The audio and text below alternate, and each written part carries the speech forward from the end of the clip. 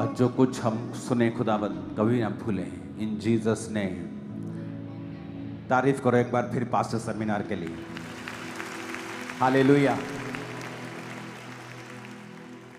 मैं अपनी लाइफ में इस पास्टर सेमिनार को टॉप 3 मीटिंग्स में रख सकता हूं। मेरी लाइफ की टॉप 3 मीटिंग्स जो मुझे लगता है कि जहां पे जबरदस्त परमेश्वर ने कार्य किया। पास्टर सेमिनार करने के बाद 2-3 दिन तो हम आनंद से भरे रहे हैं।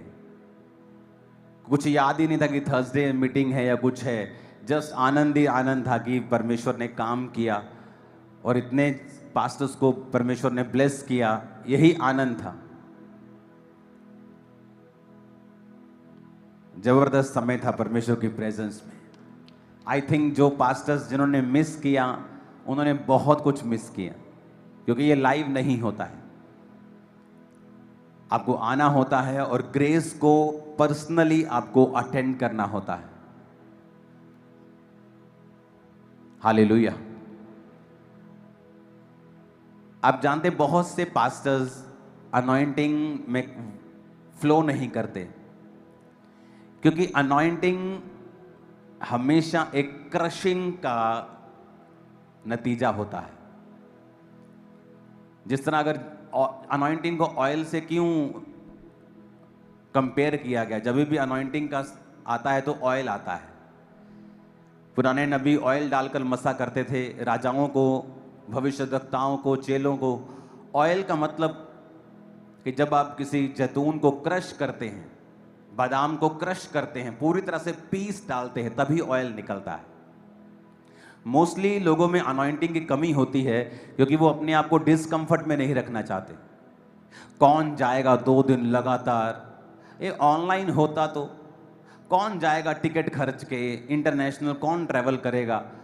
और मैंने देखा है कि मेरी लाइफ में अनॉइंटिंग बढ़ी है जब मैंने अपने आप को क्रश किया है, समय दिया है। पैसा, समय, टाइम, शरीर। मुझे आज भी याद है 12-12 घंटे की चर्च सर्विस में मैं रहता था। जब सुबह 7 बजे मुझे चर्च में जाना होता था और रात के 8 बजे मास प्रेयर खत्म होती थी, तो 12-12 घंटे की चर्च सर्विस होती थी और पूरी बॉडी थक जाती थी। और बीच में लंच करने का टाइम 1 घंटा मिलता था। वो भी विजिटर्स को, हमें मिलता था, लोगों को नहीं मिलता था। लेकिन जो फॉरेन विजिटर्स होते थे उन्हें मिल जाता था आधा घंटा 1 घंटा दोपहर को। तो 13-14 घंटे की मीटिंग, और उससे 2 घंटे पहले तैयार होकर पहले बैठना कि इतने बजे तैयार रहना है, 6 बजे तैयार रहना है। तो 6 बजे तैयार होकर रात को 9 बजे तक 15 घंटे उस मीटिंग के माहौल में रहना और लगातार उन दिनों में रहते रहना। लेकिन जब वापस आते थे वहाँ से तो वाकई लाइफ चेंज होती थी। पता लगता था कि हाँ, हमारे शरीर ने अनॉइंटिंग को कैरी किया है। हालेलुया। आप 1 घंटा सर्विस अगर अटेंड करते हैं, आप अनॉइंटिंग भूल जाओ। आप कि 1 आवर सर्विस है जी, उनके लिए जो बहुत, जिनको जल्दी होती है। अगर आपको इतनी जल्दी है तो फिर 1 आवर भी करने की जरूरत क्या है आप लोगों को? परमेश्वर के चीजों में समय लगता है। आपको अनॉइंटिंग, आप परमेश्वर के प्रेजेंस में जाएं, आप प्रार्थना करें, आप वर्शिप करते हैं, आप परमेश्वर के वचन को सुनते हैं, कंप्लीट एक आप हासिल करते हैं परमेश्वर के मैसेज को, तो आपकी लाइफ में अनॉइंटिंग कार्य करती है। हालेलुया। तो अपना समय अगर हम जब बोते हैं परमेश्वर में और लगातार परमेश्वर की प्रेजेंस में बैठते हैं, तभी हम क्रशिंग प्रोसेस में जाते हैं और परमेश्वर का मसा हमारी लाइफ में काम करता है। तो जब भी चर्च में आए, आप वर्शिप करने के लिए बैठें, आप समय पे आए, पूरी चर्च को अटेंड करें। सिर्फ वचन के समय पे आना, वचन के 15 मिनट पहले, आधे घंटे पहले आ जाना, ऑफरिंग के आधा घंटा 15 मिनट पहले आना कि ऑफरिंग डाली, वचन सुना, लास्ट प्रार्थना की, बस हो गया। नहीं, आप आधी अधूरी सर्विस अटेंड कर रहे हैं।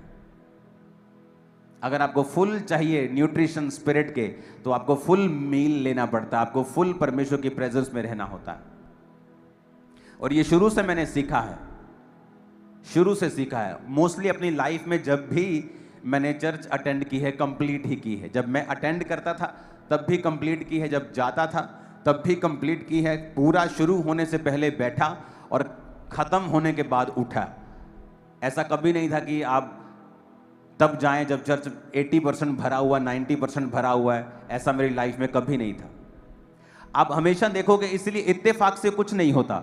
आप एक रेगुलर वर्क करते हैं, कर्म करते हैं अपने विश्वास के अनुरूप, कि परमेश्वर आपकी लाइफ के ऊपर काम करता है। पूरे इतिहास में कहीं भी 20,000 करोड़ का सोना बोने वाला एक भी व्यक्ति नहीं था, दाऊद के अलावा। और जब परमेश्वर का भवन उसने बनाना था तो उसको इतनी ज्यादा एक्साइटमेंट थी, उसको इतनी ज्यादा वो आग थी उसके अंदर, कि उसने अपना सारा पर्सनल गोल्ड परमेश्वर को दे दिया था। और परमेश्वर ने जब उसने उसके बेटे ने बुद्धि मांगी, तो परमेश्वर ने कहा बुद्धि भी दूंगा, लेकिन तेरे बाप का जो सीड मेरे पास आया हुआ है, क्योंकि उसने पैसा मांगा ही नहीं था। लेकिन ये परमेश्वर का वर्ड है कि जब आप कुछ भी करेंगे उसके वचन से, उसके विश्वास से, तो वो आपको वापिस करता है। तो इसलिए परमेश्वर ने कहा था जो तूने मांगा है बुद्धि, वो तो मैं तुम्हें दूंगा, ऐश्वर्य विवेक भी दूंगा, पर मैं तुझे इस संसार में सबसे अधिक अमीर राजा भी बनाऊंगा, कि तेरे बाद भी ऐसा राजा कोई ना होगा। Reason, personal seed. तो इत्तेफाक से क्रिश्चियनिटी में कुछ नहीं होता। आप उस चीज के लिए काम करते हैं। मोस्टली अमेरिका के जो बिलियनियर्स हैं, मिलियनियर्स हैं, उन्होंने उसके लिए काम किया है। बाइबल के वचनों को लिया जो प्रोस्पेरिटी से संबंधित थे। उनकी कॉलिंग एज ए पास्टर नहीं है, उनकी कॉलिंग एज ए प्रेरित नहीं है, एज ए बिजनेसमैन उनकी कॉलिंग है, और वो चर्चिस को सपोर्ट करते हैं।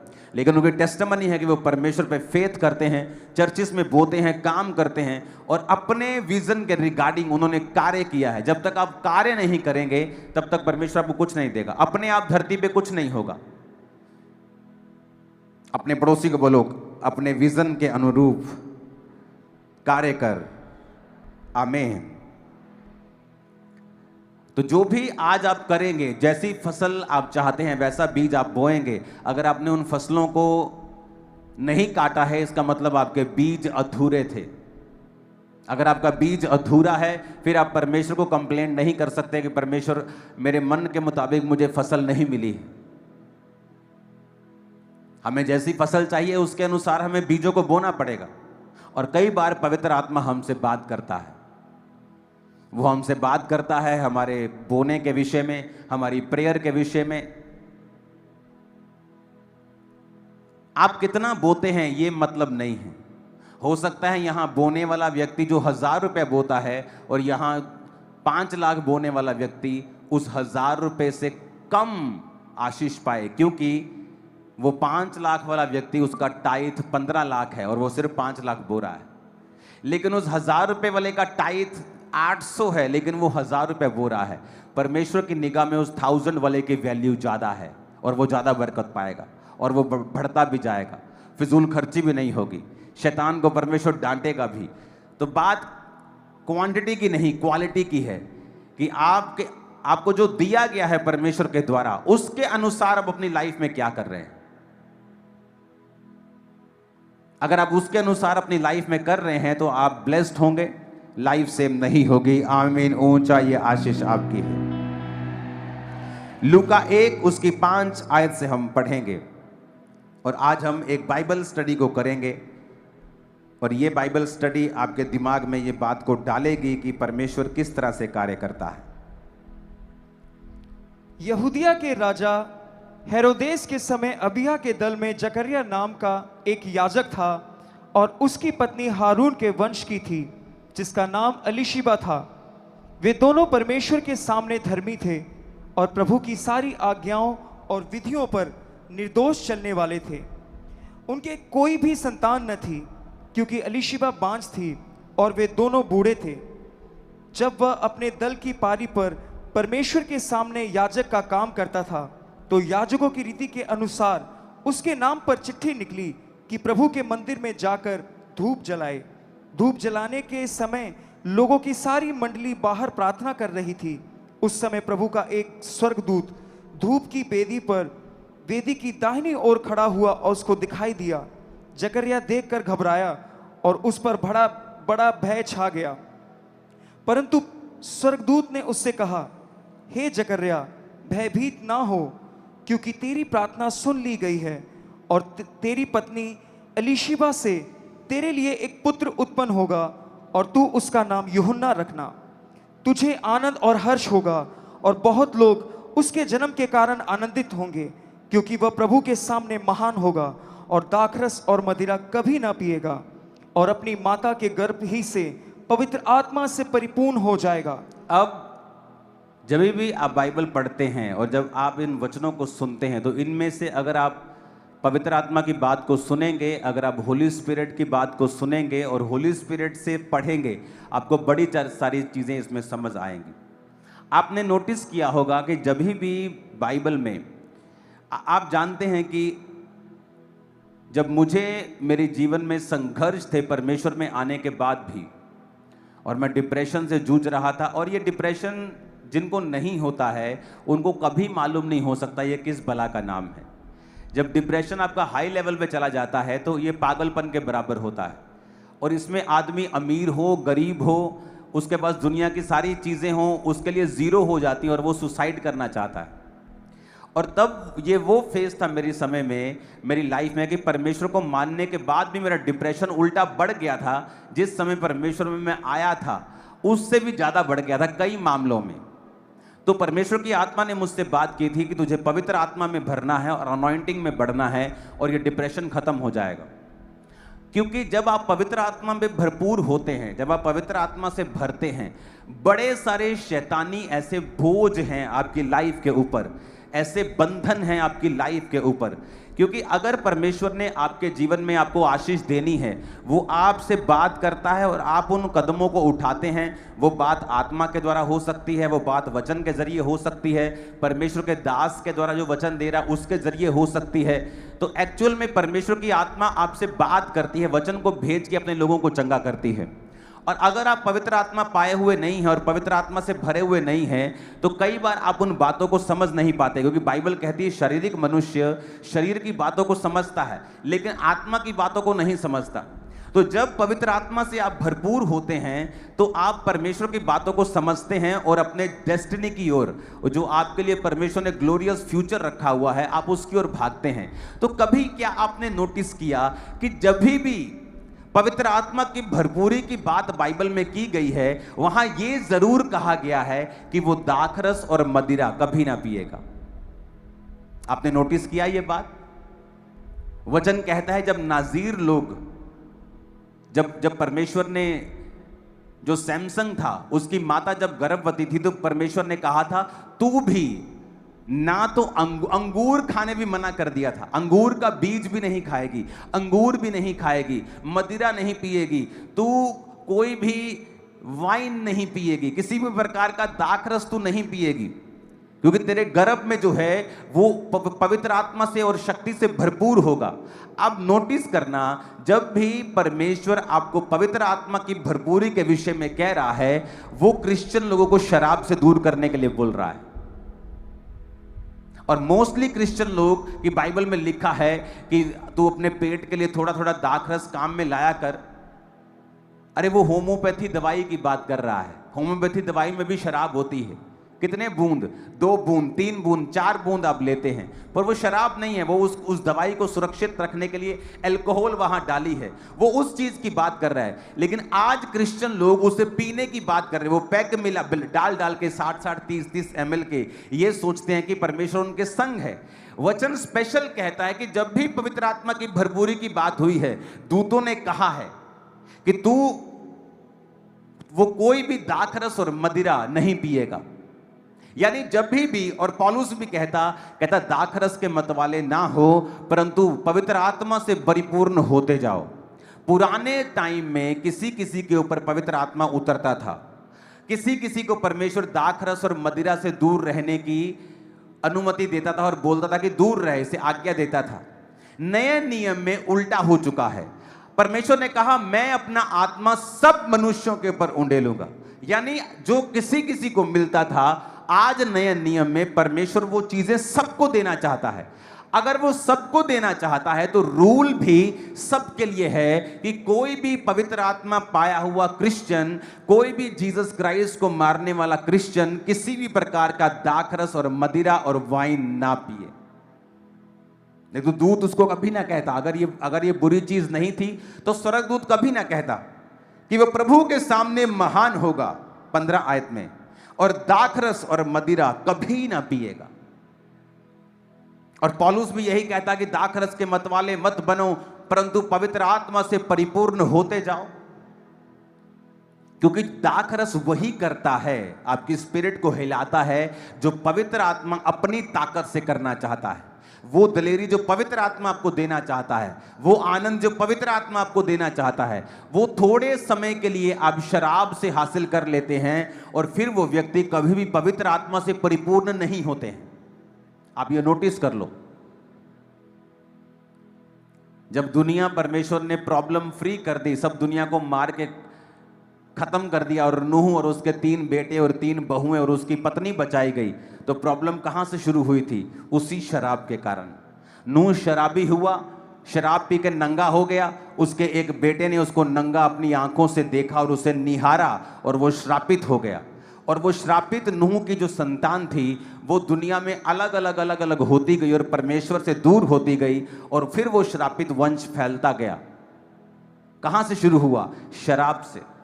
जब भी आप पवित्र आत्मा से परिपूर्ण होना चाहते हैं, क्योंकि उसी परिपूर्णता के पीछे तुम्हारी एक बेटर लाइफ, बेस्ट लाइफ छुपी हुई है, जो परमेश्वर की ओर से है, जिसमें स्ट्रेस नहीं है, जिसमें कामयाबी है। तुम कैसे कामयाब होगे उसके पीछे ये लाइन आती नहीं।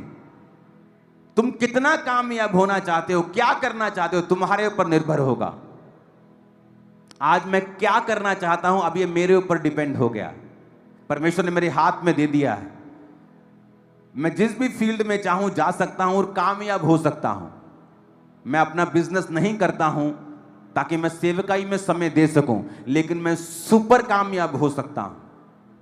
आप जब पवित्र आत्मा से परिपूर्ण होते हैं, परमेश्वर आपको बुद्धि देता है, आपको वो समझ देता है, वो आंख देता है, वो परख देता है। वो लोगों की हो सकती है। आप क्यों लोगों से धोखा खाते हैं? ओ मैंने सोचा ये तो मेरा घर वाला, और मैंने सोचा ये तो मेरे घर वाले, ये तो मेरे रिश्तेदार ही हैं, ये थोड़ी मुझे धोखा देंगे। ओ मैंने सोचा ये मेरा परम मित्र है। अगर आप पवित्र आत्मा से परिपूर्ण होंगे, आप लोगों को पहचान सकेंगे। मेरे ऊपर ये खुदा की दया है। 99.99999% मैं पहचान जाता हूं लोगों को। ये डिजर्निंग ऑफ द स्पिरिट, आत्माओं की परख। कौन व्यक्ति क्या सोच रहा है, कौन व्यक्ति कैसे चल रहा है।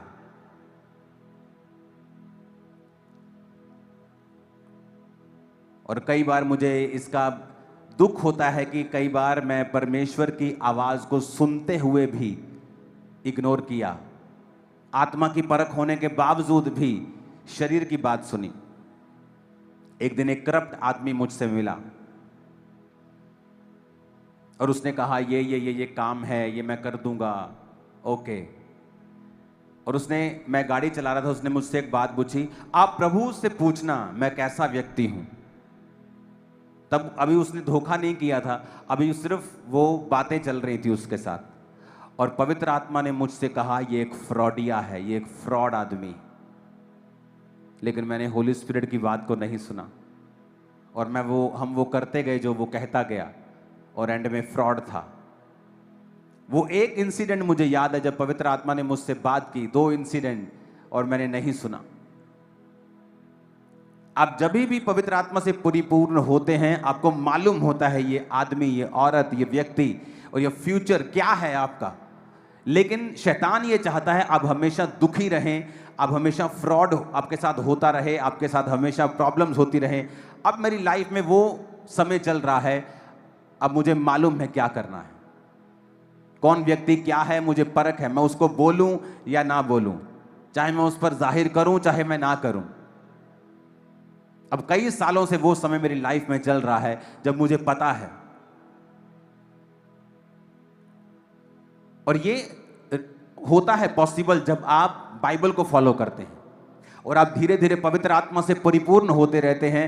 और आपको ये पवित्र आत्मा की परिपूर्णता आपकी फैमिली से लेके, आपके बिजनेस से लेके, आपके सेवकाई से लेके, आपके जीवन के हर हिस्से में काम करती है। ये आपके रास्तों को ओपन करती है, लोगों का फेवर आप पे आता है। कई बार एक लेवल तक आप रुकते हैं और आपको नेक्स्ट लेवल जाना है, और आप कुछ भी कर लो, आप ताकत लगा लो, जोर लगा लो, आप नहीं पहुंच पाते, क्योंकि पवित्र आत्मा की भरपूरी अगर आपके जीवन में नहीं है, आप सर्टन लेवल तक आपकी लाइफ रहेगी, उसके बाद आप नहीं जा पाएंगे। क्योंकि परमेश्वर कहता है ना बल से ना शक्ति से, वरन उसकी आत्मा के द्वारा। कितने मेरी बातों को समझ रहे हैं? परमेश्वर ने आने वाला समय मुझे दिखाया है, जो होगा, जो आने वाले समय में आप देखोगे, एक एक दिन में 100 ब्रांचेस की हम ओपनिंग करेंगे। वन डे 100 ब्रांचेस, एक दिन 100 ब्रांच। मैं आपको बता रहा हूं, फ्यूचर इस तरह का परमेश्वर हमारे लिए तैयार कर रहा है। वो ऐसा लेवल आपके लिए भी सोचता है, आपकी कॉलिंग के अनुरूप, आपके घर के अनुरूप, आपके बिजनेस के अनुरूप। लेकिन पवित्र आत्मा की भरपूरी है जिसमें हमें बढ़ना है। और जब भी आप बाइबल पे दिल लगाएंगे और आप बाइबल को कंप्लीट पढ़ेंगे, आपको मालूम होगा कि जब भी पवित्र आत्मा की भरपूरी की बात आती है, परमेश्वर हमें नशों से दूर रहने के लिए क्यों कहता है? वो हमें संसारिक चीजों से, उन ठट्ठा मजाकों से, उस रॉन्ग कॉमेडी से दूर रहने की हमें क्यों करता है? वो ताकि परमेश्वर नहीं चाहता कि हम करप्ट हों। वो नहीं चाहता कि पवित्र आत्मा की भरपूरी हमारी लाइफ में ना हो। वो चाहता है कि वो हो, ताकि परमेश्वर की ब्लेसिंग्स फ्लो में आपकी लाइफ में चले। कई बार आपके घर की पाइप ब्लॉक हो जाती है ना, वो गंद फंस के फिर धीरे धीरे पानी उसमें से निकलता है, और आप बड़े फ्रस्ट्रेटेड होते हैं कि ये क्यों नहीं निकल रहा। उसकी जब तक आप सफाई नहीं करते, वो फ्लो नहीं आता। लाइफ भी वैसी है, ऊपर से पवित्र आत्मा का पूरा जोर होता है, चर्च भी अच्छी है, आप सब कुछ अच्छा हो रहा है, लेकिन वो आपके अंदर चीजें निकलती नहीं है, जाती नहीं, क्योंकि वो गार्बेज जो फंसा हुआ है वो आपके फ्लो को रोकता है। और जब आप अपने आप को संसारिक चीजों से आप फ्री करने की कोशिश करते हैं और अपने आप को आजाद करते जाते हैं, वो आत्मा का फ्लो आपके अंदर बढ़ता जाता है। अब वही बिजनेस, अब वही जॉब, वही कैरियर, वही सेवकाई, वही जीवन के काम आप देख रहे हो, परमेश्वर आपको फ्लो में लेके जा रहा है, और कामयाबी आपके संग है, और आप जितनी भी मेहनत कर रहे हैं उससे ज्यादा आपको फल मिल रहा है। आपको पता है ये बात? आदम के ऊपर कर्ज था। आप पहाड़ों पे चले जाओ, जो जंगली जानवर खाते हैं, जो हिरन खाते हैं, क्या वो अपनी फसल बो के खाते हैं? नहीं। हर जगह पहाड़ों पे आपको घास मिलेगी, जानवरों के लिए हर जगह आपको पौधे, पत्ते, हर्ब्स मिलेंगे। ऐसा ही मनुष्य के लिए था, सेम ऐसा ही मनुष्य के लिए था। लेकिन जब मनुष्य ने पाप किया तो परमेश्वर ने कहा, आदम अब चीजें अपने आप तेरे लिए नहीं उगेंगी, तुम माथे के पसीने की रोटी खाया करेगा। और आज जब आप जीसस क्राइस्ट को अपना उद्धारकर्ता ग्रहण करते हैं और आप यीशु मसीह को अपना उद्धारकर्ता मानते हैं, आपकी लाइफ से कर्ज खत्म होता है। आप नोटिस करना, आप मेहनत करेंगे लेकिन आपका फल दूसरों से ज्यादा होगा जो उतनी मेहनत करते हैं। यस, ऐसा होगा आपके साथ, आप एक्सपीरियंस करेंगे जब आप पवित्र आत्मा की भरपूरी में आ जाएंगे। देखो, यहां हम बाइबल स्टडी कर रहे हैं एक तरह की। उसमें लिखा कि पत्नी हारून के वंश की थी, जकरिया याजक था, प्रभु के सामने धर्मी थे, सारी आज्ञाओं और विधियों के ऊपर निर्दोष चलने वाले थे, पर संतान नहीं थी। अलीशिबा बांझ थी और वो दोनों बूढ़े थे।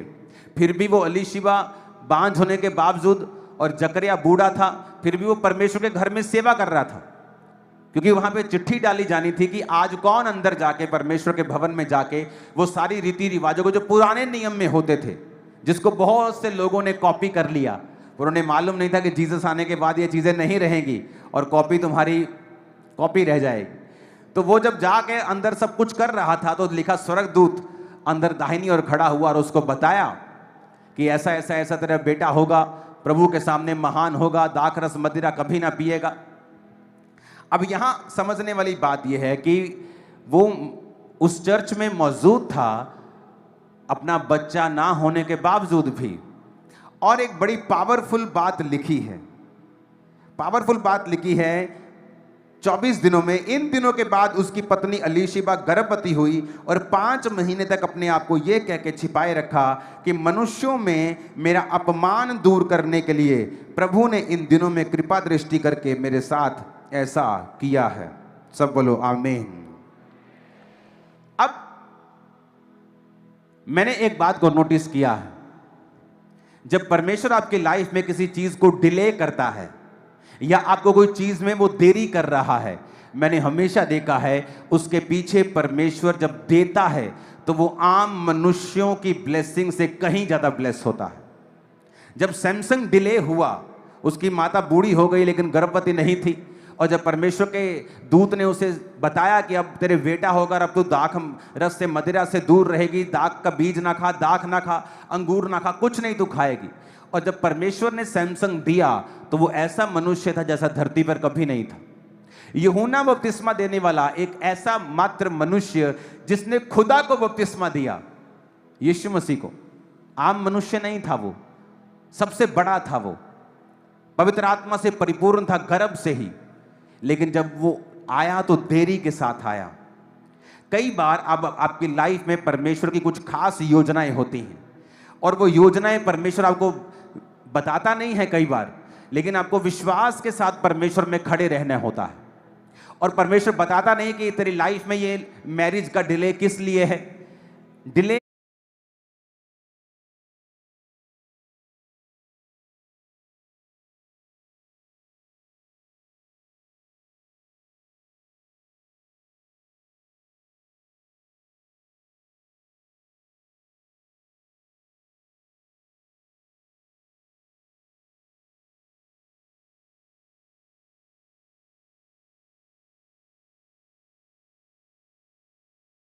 आपकी लाइफ में परमेश्वर की कुछ खास योजनाएं होती हैं और वो योजनाएं परमेश्वर आपको बताता नहीं है कई बार, लेकिन आपको विश्वास के साथ परमेश्वर में खड़े रहना होता है।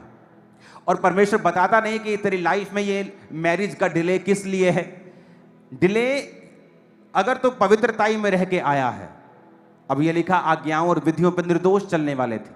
निर्दोष का मतलब है परमेश्वर की सारी आज्ञाओं को मानते थे, बच्चा नहीं था, कोई शर्म नहीं की, तब भी परमेश्वर के घर में सेवा कर रहे हैं। आज कई टेस्टिमनीज मैंने सुनी।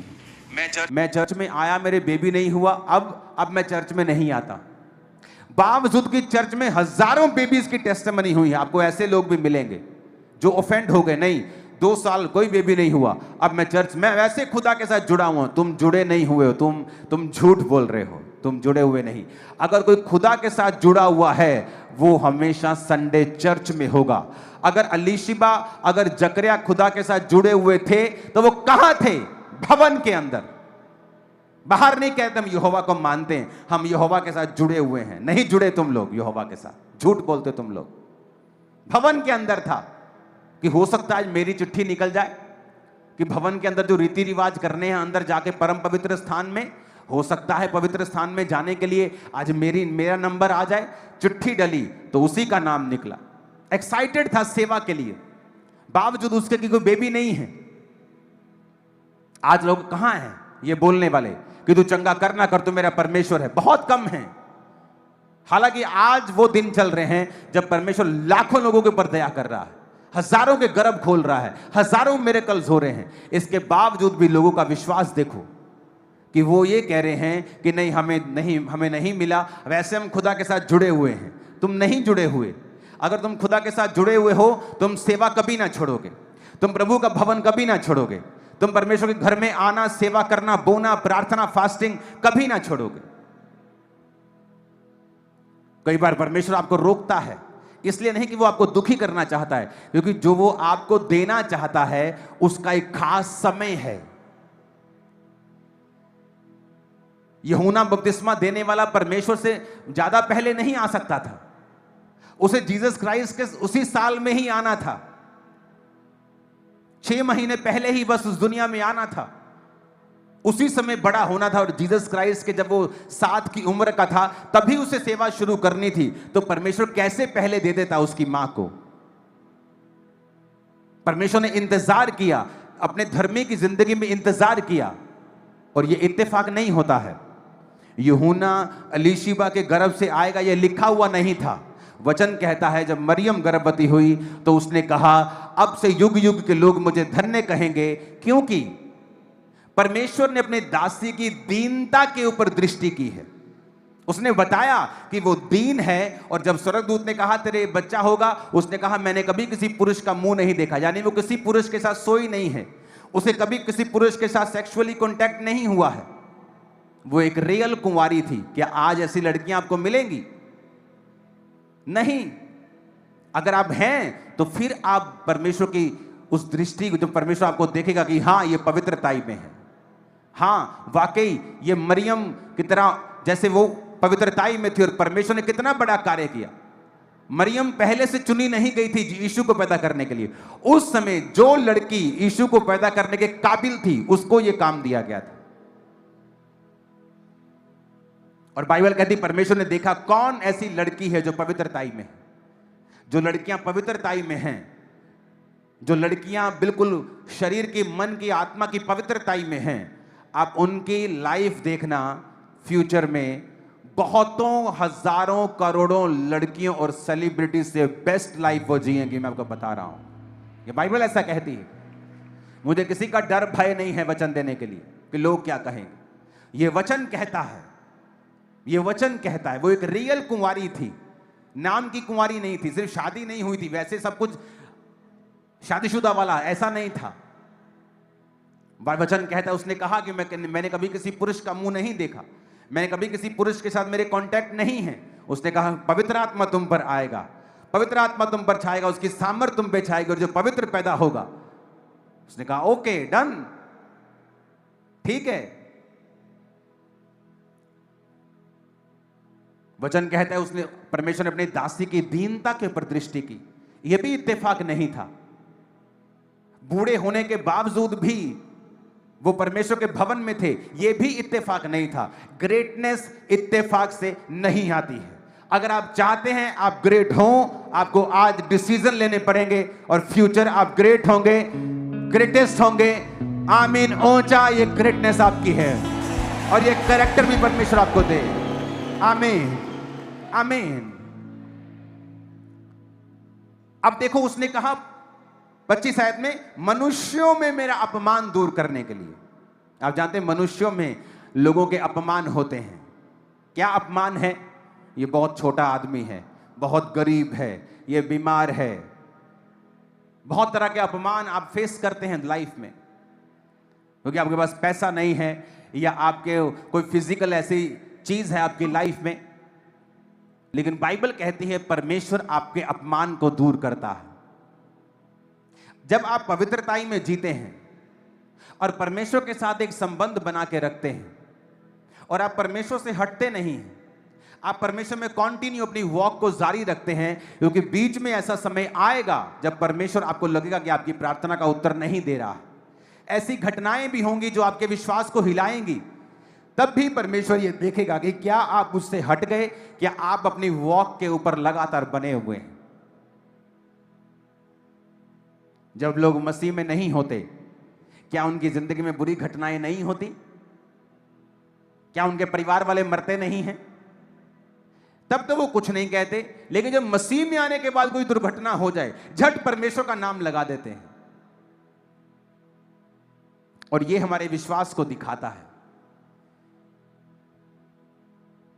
कि हमारा विश्वास जो है वो कंप्लीट नहीं है, वो अधूरा है।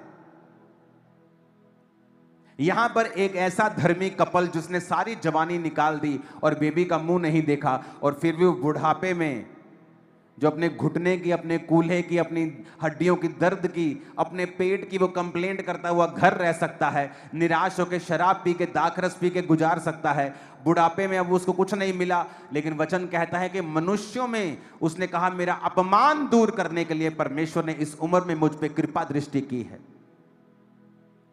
कई बार आपका अपमान होता जब आपका जवान बेटा नशे करने लगता है। आपके घरों में कई तरह के अपमान शैतान डालता है, या सिचुएशन डालती है, लाइफ डालती है। लेकिन वचन ये कहता है वो अपमान दूर हो सकता है जब आप परमेश्वर के साथ वफादार रहें और परमेश्वर के घर में आते रहें, परमेश्वर के साथ जुड़े रहें, घरों में परमेश्वर को मानते रहें। के साथ जुड़े रहें, घरों में परमेश्वर को मानते रहें। आप जानते हैं जब शैतान ऐसे अपमान आपकी लाइफ में रखता है तो कैसे निकलना है। पहली बात, अपनी निगाहें पॉजिटिव चीजों की ओर लगाएं जो आपकी लाइफ में हैं। जो अलीशिबा के पास था, क्या उसका पति बेड रिडन नहीं था, बीमार नहीं था कि बेड पे है, उसका पति ठीक था, बूढ़ा था, लेकिन जाके चर्च सेवा कर रहा है। तो वो रोज थैंक्स करती होगी, परमेश्वर कोई बात नहीं, अगर मेरे पास बच्चा नहीं है तो देखो लोगों के पास तो पति भी नहीं है, उनके पति बीमार हैं, देखो वो खुद बीमार हैं, लेकिन मैं तो ठीक हूं, मेरा पति भी ठीक है, हम अच्छा खा रहे हैं, अच्छा पी रहे हैं, तेरे भवन की सेवा कर रहे हैं। यह तरीका है परमेश्वर से लेने का। शैतान क्या करता है, वो चीजें आपको दिखाता नहीं, उन चीजों की ओर आपका ध्यान नहीं जाने देता जो आपकी लाइफ में ऑलरेडी हैं।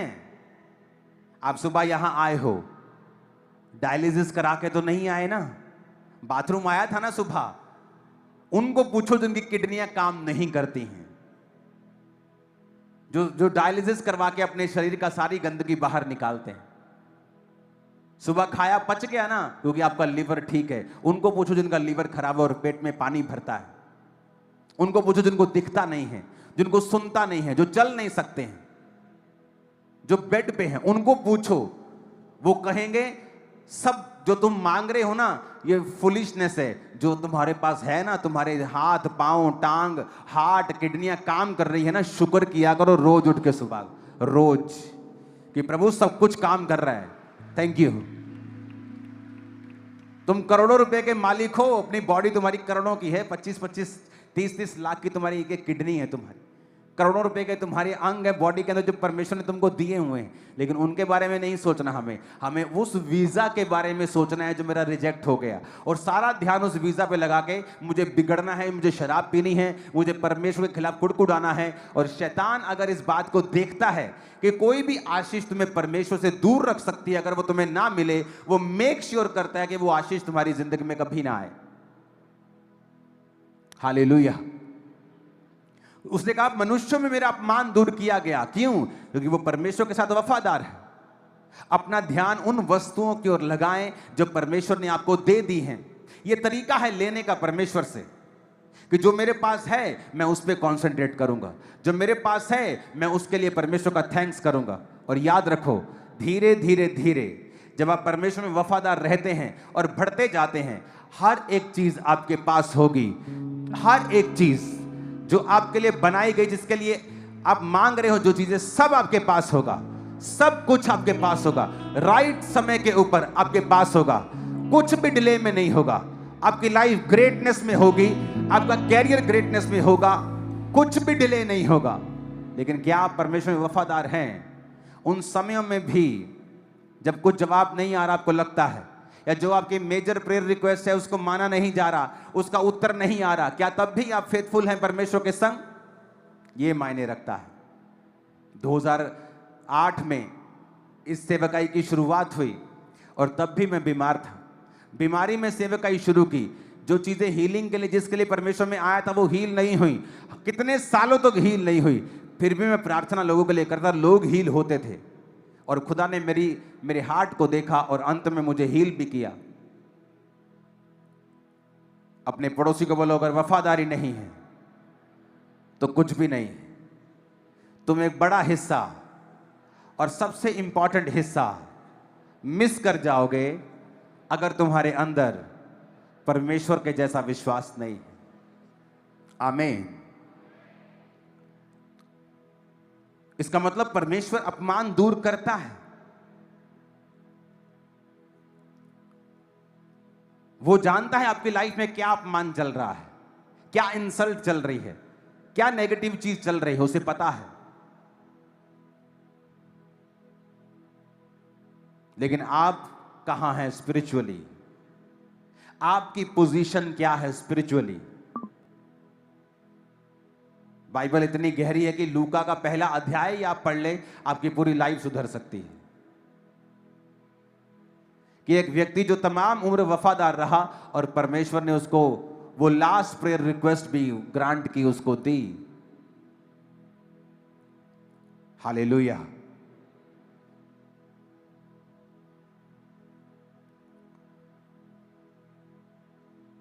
जब आप एक समय था जब मैं लोगों को ओवर ब्लेस करता था,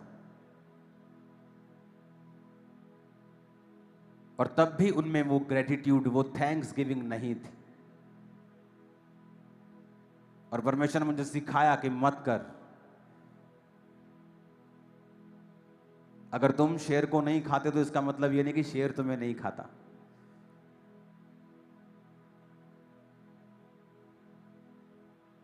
लोगों को सिखाया गया कि थैंक्स गिविंग, अगर कोई तुम्हें ब्लेस करे तो इसका मतलब ये नहीं तुम इसके काबिल हो। बहुत तेरे काबिल हैं जिनको उनका हिस्सा नहीं मिलता। अगर तुम्हें कोई ब्लेसिंग मिली है तो उसके लिए थैंक्स करो, अपना ग्रेटिट्यूड दिखाओ, अपना हार्ट दिखाओ, और तुम और ब्लेस किए जाओगे, तुम और अधिक आशीषित किए जाओगे। तुम्हें यीशु मसीह की जैसी पावर चाहिए तो यीशु मसीह के जैसा जियो। प्रेरितों की जैसी पावर चाहिए तो प्रेरितों के जैसा जियो। उनके जैसी महान आशीषें चाहिए तो बुढ़ापे तक परमेश्वर से रहो वफादार। वो कभी भी कुछ भी चेंज कर सकता है। अगर फेथफुलनेस आप में नहीं है, वफादारी नहीं है, जब आपकी लाइफ में मुश्किल समय होता है तब परमेश्वर डिसाइड करता है तुम्हें कहां तक लेके जाना है। दाऊद की जिंदगी में फाइनल ब्लेसिंग नहीं थी। परमेश्वर ने कहा अगर तू व्यभिचार ना करता तो मैं तुम्हें बहुत कुछ देने वाला था, और भी बहुत कुछ मैं देने वाला था।